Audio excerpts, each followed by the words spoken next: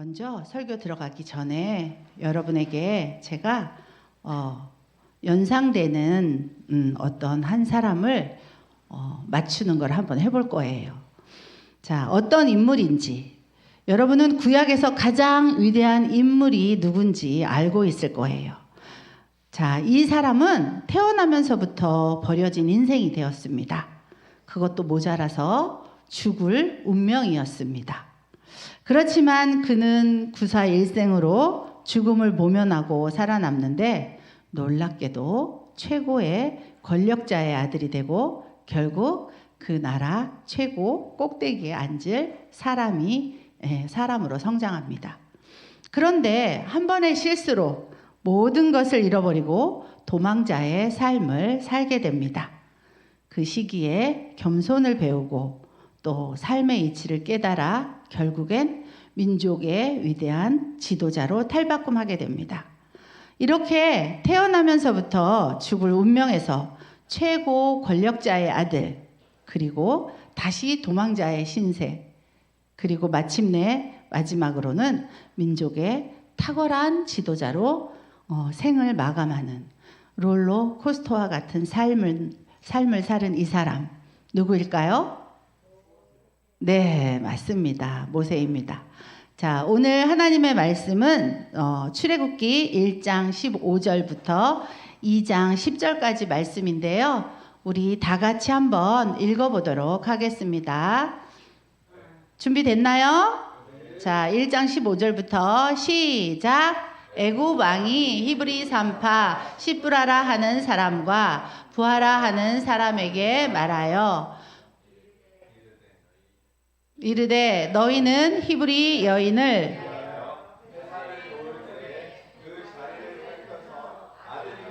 그를 죽이고 딸이거든 살려두라. 그러나 산파들이 하나님을 두려워하여 애굽 왕의 명령을 어기고 남자 아기들을 살린지라. 애굽 왕이 산파를 불러 그들에게 이르되 너희가 어찌하여 이같이 남자 아기들을 살렸느냐. 산파가 바로에게 대답하되 히브리 여인은 애굽 여인과 같지 아니하고 건장하여 산파가 그들에게 이르기 전에 해산하였나이다 하매 하나님이 그 산파들에게 은혜를 베푸시니 그 백성은 번성하고 매우 강해지니라. 그 산파들은 하나님을 경외하였으므로 하나님이 그들의 집안을 흥왕하게 하신지라. 그러므로 바로가 그의 모든 백성에게 명령하여 이르되 아들이 태어나거든 너희는 그를 나일강에 던지고 딸이거든 살려두라 하였더라.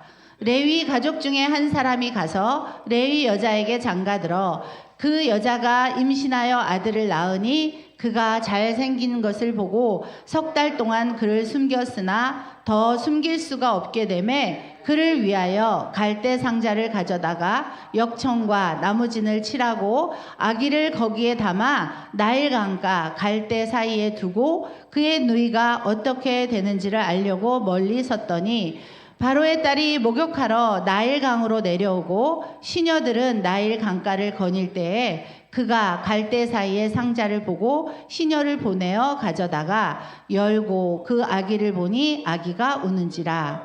그가 그를 불쌍히 여겨 이르되 이는 히브리 사람의 아기로다.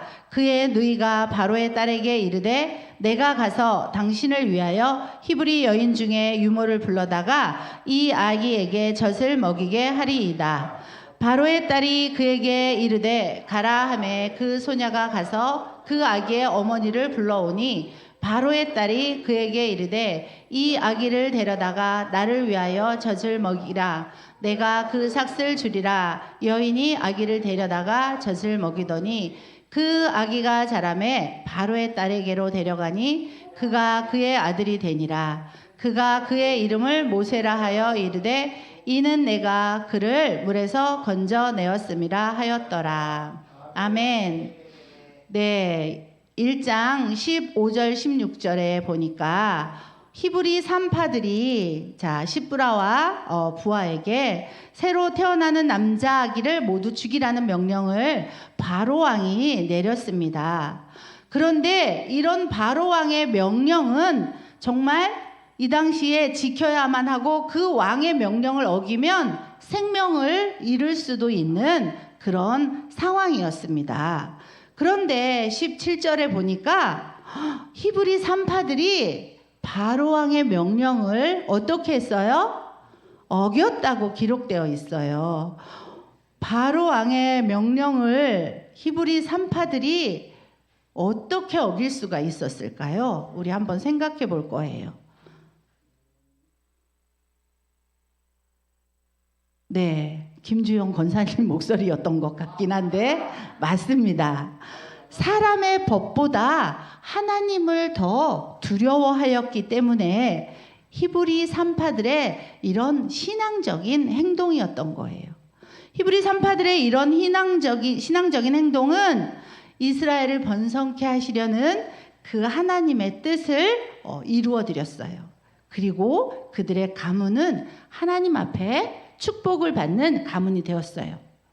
이스라엘 백성을 향한 하나님의 계획하심 역시 그들이 하나님을 경외하는 하나님의 선민으로 하나님의 백성으로 하나님을 경외하는 삶을 살아가기를 원하셨습니다. 하나님은 오늘날에도 우리가 하나님을 경외하는 삶을 살아가기를 원하고 계세요. 지금 이스라엘 백성들의 상황은 어떤가요? 요셉이 애굽 총리가 되었을 때 70명밖에 안 되는 히브리 가족이 모두 애굽으로 이주하게 되었어요. 총리의 가족이었고 그리고 왕의 환대를 받았고 그리고 그들은 그들의 주업인 목축업을 할 수 있도록 아주 기름진 고센 땅까지 왕에게 하사를 받았어요. 그들은 정말 행복한 그런 나날들을 보내고 있었을 거예요. 그런데 하나님은 이때 과거 그들의 조상 아브라함에게 했던 약속을 기억하시고 어떤 약속이었어요? 내가 하늘의 별처럼 바닷가의 모래처럼 너희들의 민족을 이렇게 이루게 해주시겠다는 약속을 하셨어요. 하나님은 이 약속을 이루시기 위해 준비하고 일하고 계셨던 거예요. 아브라함을 통해 히브리 민족을 선택하신 하나님은 이삭과 야곱 그리고 요셉을 지나면서 70명이었던 가족을 수십만 명이 되는 큰 민족을 이루게 하셨습니다. 출애굽기 1장 7절 우리 다 같이 말씀검 한번 해볼까요? 자, 말씀검. 자, 출애굽기 1장 7절. 자, 검을 칼집에 꽂으시오. 자, 검을 빼시오. 말씀 칼. 출애굽기 1장 7절 말씀. 출애굽기 1장 7절 말씀. 공격.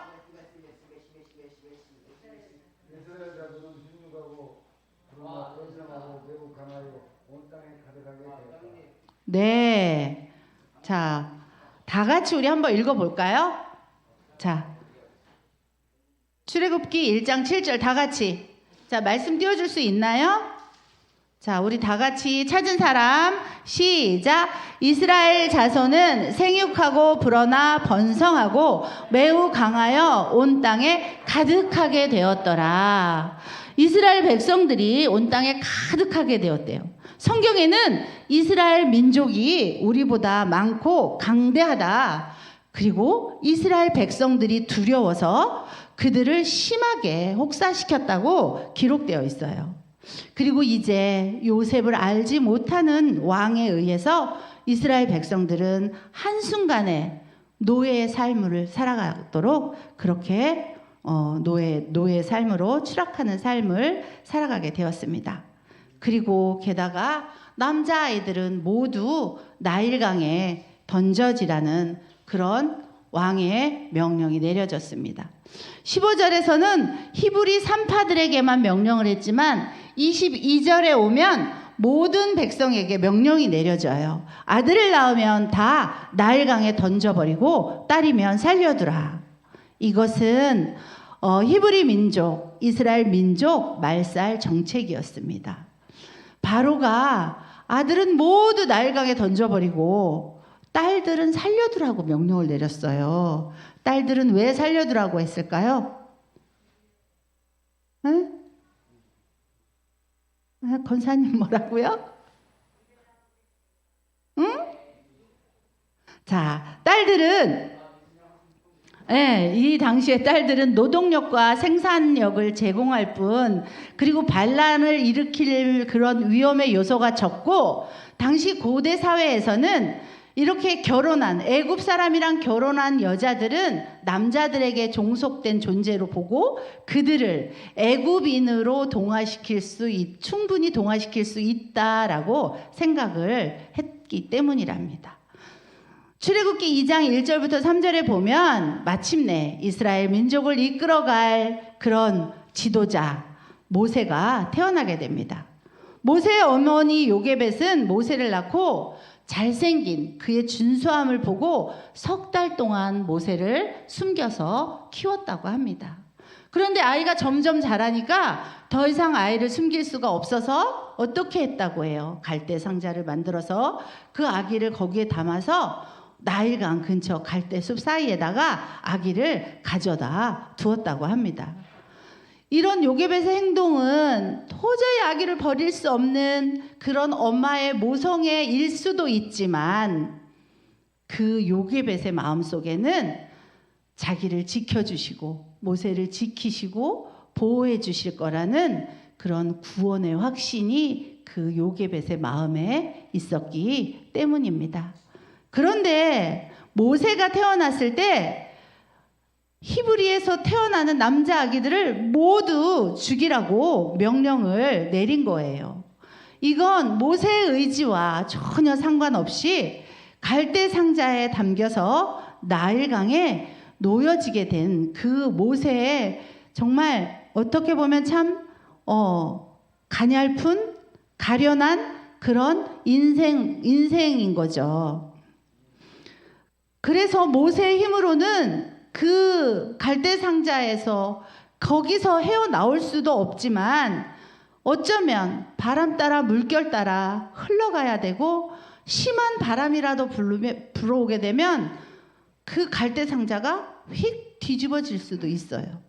정말 처량하고 정말 가련해 보이는 그런 운명입니다. 그런데 여러분, 이 가련한 이 운명이 어찌 3,500여 년 전에 나일강에 버려진 모세의 운명이라고만 할 수 있겠습니까? 살다 보면 참 희귀한 일들을 많이 만나게 됩니다. 성경에서는 요셉이 그랬습니다. 사랑해줘야 될 동생을 어떻게요? 노예로 팔아버리는 그런 끔찍한 일이 일어났습니다.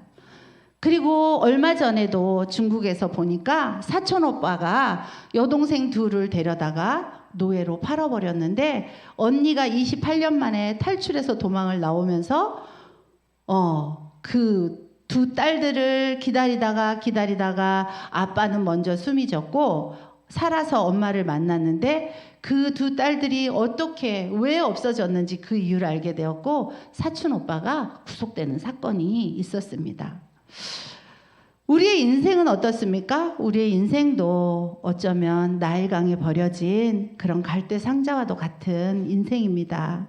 우리도 우리 스스로는 이 세상의 온갖 풍파의 바람에서 헤어나오지 못하고, 때로는 넘어지고 좌절하고 끝내는 죽음으로써 생을 마감해야 하는 그런 끔찍한 인생들입니다. 우리가 비록 언제 뒤집힐지 모르는 나일강에 버려진 갈대 상자와 같은 인생일지라도, 하나님은 우리가 하나님을 경외하는 삶을 살아가기를 원하고 계십니다. 그리고 우리가 하나님께 순종하기를 원하고 계십니다. 왜냐하면 나를 향한 하나님의 그 계획하심은, 우리를 향한 그 하늘의 문은 항상 열려 있기 때문입니다. 여러분은 지금 어떤 가운데 놓여 있습니까? 그 고난의 물살이 언제 어떤 모습으로 닥쳐올지 알 수 없지만, 분명한 것은 하나님이 저와 여러분과 함께하고 계신다는 것입니다. 그리고 이 모든 상황을 하나님은 알고 계신다는 것입니다. 하나님이 우리에게 요구하는 것은 무엇일까요? 그것은 우리가 믿음으로 순종하며 나가겠다고 결단하는 것입니다. 잠언 8장 21절에 보면 여호와께서 그 조화의 시작 곧 태초에 일하시기 전에 나를 가지셨으며 라고 말씀하고 있어요. 하나님은 태초 이전부터 저와 여러분을 향한 계획하심을 가지고 계시고 그리고 이미 일하고 계신다는 것입니다. 그 하나님은 이스라엘 백성들의 고난 가운데도 함께 하셨고 태어나자마자 죽을 운명이었던 모세와도 함께 하셨습니다. 그리고 지금 이 시간 저와 여러분의 하나님이 되어주셔서 이 자리에 함께하고 계십니다. 이제 모세와 함께 하신 그 하나님의 놀라운 간섭하심을 볼 수 있습니다. 하나님의 간섭하심 첫 번째는 모세를 갈대 상자에 넣어서 나일강에 버렸을 때 왜 하필이면 그 긴 나일 강가 중에서도 바로 그곳에 왕의 딸이 공주가 바로 그 자리에서 목욕을 하러 나왔다는 것입니다. 애굽 사람들은 나일강을 신이 베풀어 주신 거룩한 장소로 여겼기 때문에 그곳에서 목욕을 하는 것은 일종의 종교적 정결 의식으로 간주되었던 때입니다. 만약 바로 공주가 단순히 목욕을 하기를 원했다면 하녀들을 시켜서 나일 강물을 떠오라고 해서 집에서 궁궐에서 목욕을 할 수도 있었을 것입니다. 하나님께서 가장 적절한 때에 가장 적합한 사람을 준비시키셨던 것입니다. 그리고 하나님의 간섭하심 두 번째는 바로의 딸이 울고 있는 아기 모세를 봤을 때 그 아기가 히브리 남자 아기라는 것을 알았지만 불쌍히 여기는 마음을 갖게 하셨다는 것입니다. 바로의 딸 공주는 모든 히브리 남자 아기를 죽이라는 왕의 명령을 알면서도 모세를 주워다가 키울 생각을 한 거예요. 그리고 충분히 데려다가 키울 수 있는 권력도 가지고 있었고 그런 대담성도 가지고 있었다는 것입니다. 그리고 더 놀라운 세 번째 간섭하심은 그것을 지켜보고 있던 누나 미리암이 공주에게 다가가서 말했어요. 히브리 유모를 구해드릴까요? 그렇게 말했을 때 누가 유모가 되나요? 모세의 생모인 요게벳이 정말 그 엄마가 되어서 모세는 가족의 품에서 자라게 되는 것입니다. 이 당시 유모는 단순히 젖을 먹이는 일만을 하는 것이 아니라 그 아기에게 가정생활과 그리고 사회생활을 가르치기도 하였다고 합니다. 그리고 애굽인들이 히브리 아기에게 젖을 먹이는 일은 부정한 일이라고 여겼기 때문에 모세를 젖을 먹이고 양육하기 위해서는 분명히 히브리 유모가 필요했던 것입니다. 그래서 모세는 그의 성격이 유년 시절, 인격이 형성되는 그 어린 시절을 친어머니의 품에서 히브리인의 전통과 그리고 여호와 하나님의 신앙을 그의 어머니를 통해서 전수받을 수 있게 된 것입니다. 모세가 커서 정말 애굽에서 그 애굽의 종교와 학문을 배우며 애굽인으로 살았지만 하나님에 대한 신앙과 그의 동족을 사랑하는 마음을 잃지 않았던 것은 바로 이 어머니에게서 신앙을 전수받았기 때문입니다. 이것은 우연이 아니라 모세를 통해 이스라엘 백성들을 약속의 땅으로 이끄시기 위한 하나님의 계획하심이었습니다. 모세와 함께 하신 하나님은 이미 저와 여러분의 삶 속에서도 깊이 간섭하심으로 일하고 계십니다. 하나님을 경험하고 싶어하는 사람들이 겪고 있는 가장 큰 비극 중에 하나는 그들이 하나님을 매일 경험함에도 불구하고 하나님의 일하심을 발견하지 못한다는 것입니다. 하나님을 경험하는 첫 번째 단계는 바로 우리 주위에서 일하고 계신 그 하나님을 발견하는 것입니다. 사도행전 10장에 보면 하나님은 백부장 고넬료와 베드로의 만남을 이미 준비하고 계셨습니다.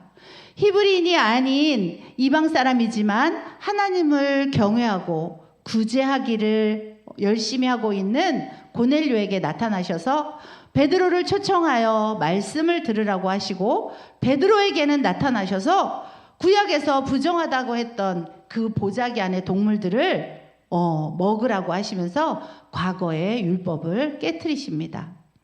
그리고 똑같은 말씀을 3번이나 반복해서 해주십니다. 하나님께서 깨끗하게 하신 것을 내가 부정하다고 하지 말라. 3번이나 이렇게 반복하신 후에 고넬료가 보낸 사람이 베드로에게 찾아왔을 때 베드로는 그때서야 하나님의 뜻을 발견하게 됩니다. 히브리인이 아닌 이방 사람에게도 복음을 전하기를 원하고 계시는, 이미 선교하고 계시는 그 하나님의 일하심을 깨닫게 되었던 것입니다. 여러분, 이제 새 소식반이 시작되었습니다. 여러분, 제가 몇 명의 아이를 낳았을까요? 네, 아닙니다. 저는 수십 명, 아니 어쩌면 수백 명의 아이를 이미 낳았습니다. 우리 한사랑 교회도 이미 제가 복음으로 낳은 자식들이 있습니다.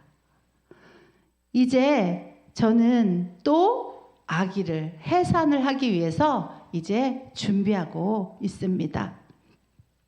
갈라디아서 4장 19절 우리 다 같이 한번 읽어볼까요? 시작! 나의 자녀들아, 너희 속에 그리스도의 형상을 이루기까지 다시 너희를 위하여 해산하는. 아멘. 여러분, 해산해 보셨죠? 해산하는 고통이 얼마나 큰지 여러분 아세요? 그런데 여러분, 해산하는 고통보다 더 기쁜 것이 있어요. 그건 뭐예요?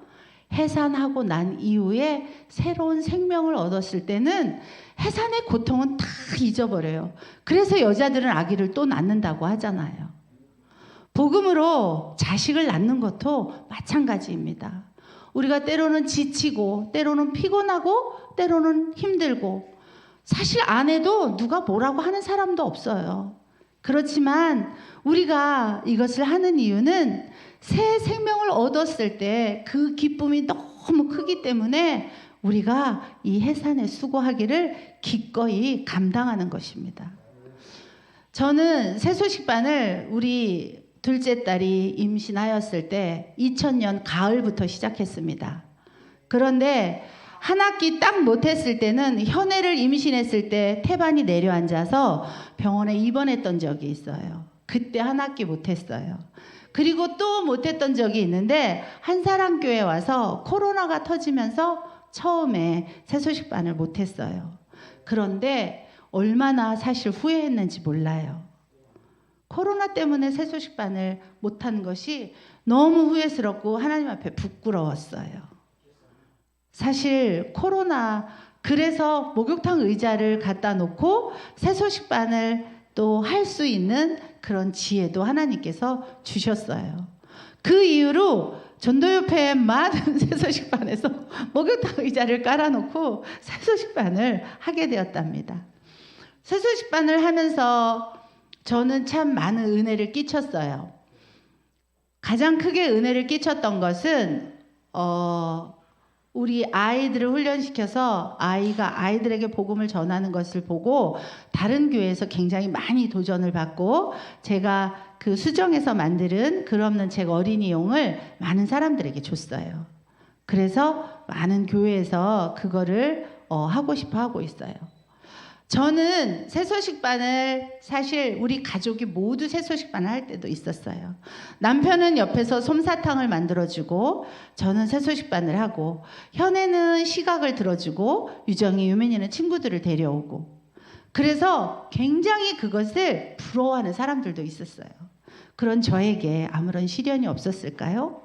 저는 정말 이렇게 정말 주의 일이라면 너무 주애를 행복하게 한 사람이에요. 너무 행복했고. 그런데 어느 날 생각지도 않았는데 저희 남편이 직장을 그만두는 거예요. 그때 그랬어요, 사실. 하나님 왜 저에게 이런 시련을 주세요? 아니, 제가 사역자도 아니면서 내가 이렇게 살았는데 어떻게 저한테 이러실 수가 있어요? 정말 저는 얼마나 울었는지 몰라요. 그런데 하나님 아무 말씀도 안 하시더라고요. 그래서 매일 습관처럼 본당에 올라가서 이제 기도할 때였는데 그렇게 시간이 점점 흘렀지만 저에게 변하는 건 아무것도 없었어요. 그러던 어느 날 새소식반을 또 해야 되는 그때가 되었어요. 하고 싶지 않았어요. 하나님 앞에 섭섭해 보신 적 있어요? 사실 우린 그럴 존재는 못 돼요.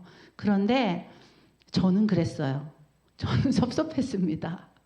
너무 섭섭해서 얼마나 울었는지 몰라요. 그런데 새소식반 해야 될 때는 오고, 그때는 새소식반 교사가 한 20명 됐어요. 그래서 뭐 몇 클럽을 할 때였는데 하고 싶지 않았어요.